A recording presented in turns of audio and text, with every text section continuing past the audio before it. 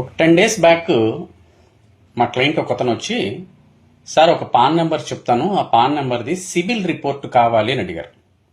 ఎవరు సార్ అంటే, మీరు కాదు తెప్పించండి సార్, తర్వాత చెప్తాలేండి అని చెప్పంటే, సరే ఏదో మేనేజ్ చేసి ఆ సిబిల్ రిపోర్ట్ అయితే తీసుకొచ్చి అతనికి ఇచ్చాం.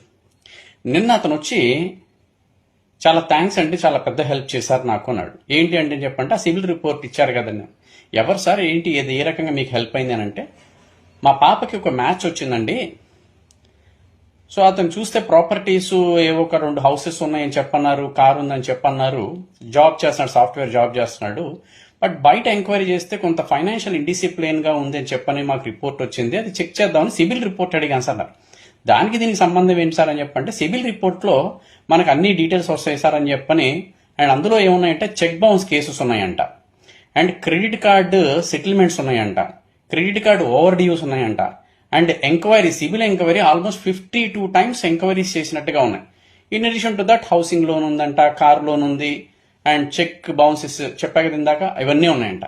సో ఇవన్నీ చూస్తే అతను ఎంత ఫైనాన్షియల్ ఇండిసిప్లిన్ తెలిసిందండి, కాబట్టి ఆ మ్యాచ్ ని మేము క్యాన్సిల్ చేసుకున్నాము అని చెప్పన్నాడు.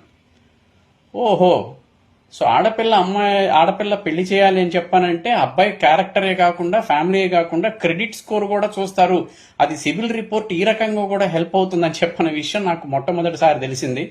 సో అబ్బాయిలు జాగ్రత్త. సో మీరు ఫైనాన్షియల్ ఇండిసిప్లిన్ ఉన్నారా లేదా అని చెప్పనేది మీ సిబిల్ స్కోర్ చూస్తే అర్థమైపోతుంది. కాబట్టి మీకు పెళ్లిళ్ళు కావాలి అని చెప్పంటే, మీరు జాబ్ లో ఎంత డిసిప్లిన్డ్ గా ఉంటారో అదేవిధంగా మీరు ఫైనాన్షియల్ డిసిప్లిన్ కూడా ఉండాలి. సిబిల్ రిపోర్ట్ ని ఈ రకంగా కూడా వాడుకోవచ్చు, ఈ రకంగా కూడా హెల్ప్ అవుతుంది. క్యారెక్టరే కాకుండా క్రెడిట్ స్కోర్ కూడా పెళ్లికి చూడాలి అని చెప్పన్న విషయం మొట్టమొదటిసారిగా నేను వింటున్నాను.